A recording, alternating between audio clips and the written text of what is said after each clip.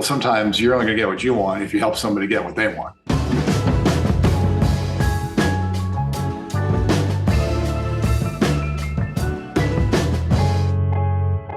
Welcome back to another episode of Changing the Market. I'm your host today, Kevin Chamala, and with us is Executive Chairman of the Masiello Group and noted industry trendsetter and luminary, Chris Masiello. Thanks for joining us today, Chris. Hey, Kevin, good to be with you. Good to be with you as always, and we're diving head on into spring. And with that, we know business usually picks up. And so for this conversation, I thought it'd be great for us to give our audience a little more insight about the intricacies of real estate transactions and how real estate agents and realtors really assist clients in navigating those transactions. Yeah, well, good topic, because we are really in the throes of the spring market. I mean, for all intents and purposes, it's March, right? So, typically I always look at the spring market as really starting really about mid-February. So, we're certainly well on our way into it. I always describe the typical real estate transaction, a residential real estate transaction like this. Mm-hmm. You have two parties, buyer, seller. They're somewhat diametrically opposed to one another in their goals, right? One wants to get more, one would like to not pay as much, right? Yep. And they basically collide together and have to live together for 30 to 60 days. That's how it works. And then what happens in between all that is kind of the details that gets us from offer to close.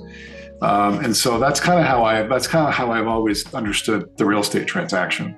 And I think in this environment where we're challenged on inventory, I think certainly as from like a buyer's perspective, being flexible is like really important.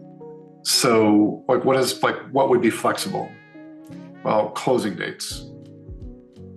If you're doing a home inspection, a lot of transactions don't have inspections, but if you're doing one, maybe some of the issues that are less important or less structural to the property, just forget about them. Yep.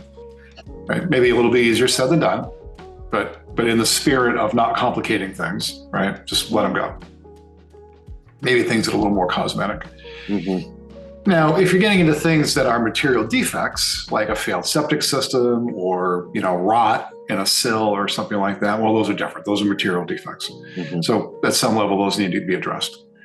But I think having a really flexible view of it, and also, and I think this goes for both buyer and seller, is putting yourselves in each other's shoes.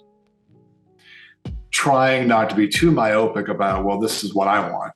Well, sometimes you're only going to get what you want if you help somebody get what they want. Absolutely. That's a great way to put it. Yeah. Yeah. And I actually give you a case in point. Years ago, we had a transaction where somebody was, it was a $500,000 house, so pretty expensive at the time, mm-hmm. even in today's terms.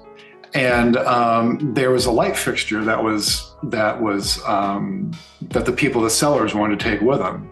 But they didn't really want to give they didn't feel like they should have to give the buyers a credit for the light fixture, so call it maybe $500. Yeah.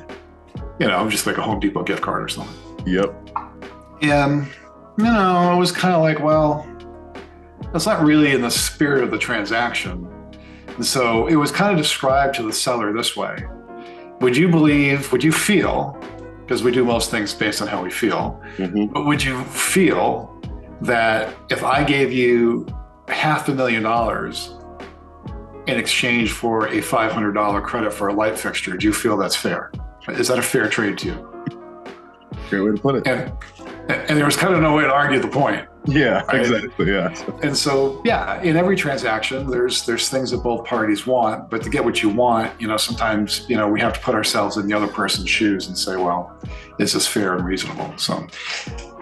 No, I think it's a great way to put it, and I couldn't agree more. Right, I think what I've seen sometimes happen is people not take that into account. An example is, especially with the strict inventory we have out there currently, right? The seller might not necessarily always have a place to go. so being creative and understanding, okay, maybe extended occupancy will help me. Help me get this deal go through and put myself in that person's shoe. So I think that's a a great way to have our clients think about being creative. Yeah. I mean, that's a big one, especially where we're in limited inventory.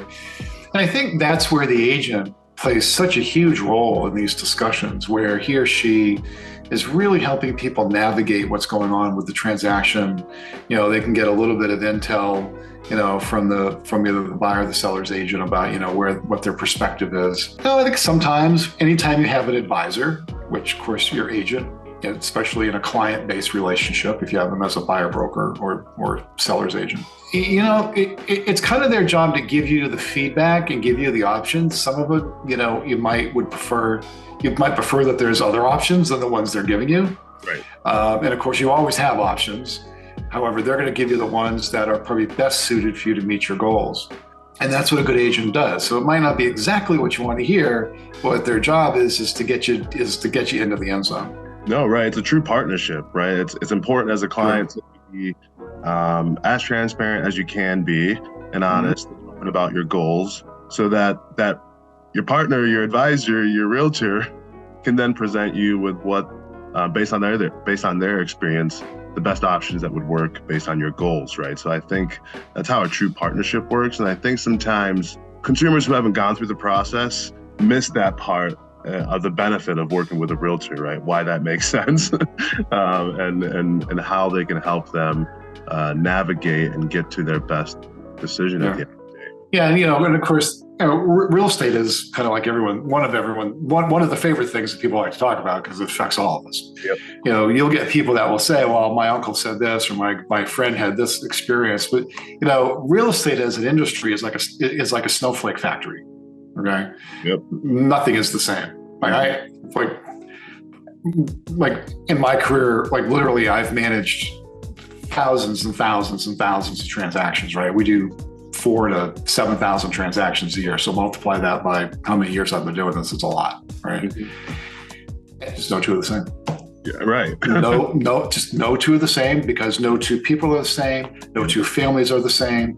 And that's where it's kind of the both compassion and empathy that if we have it, right, our role as a buyer, role as a seller, of course the agents have that as, one of their primary roles. That's how we're going to get the very best outcome, because really what we want is the outcome.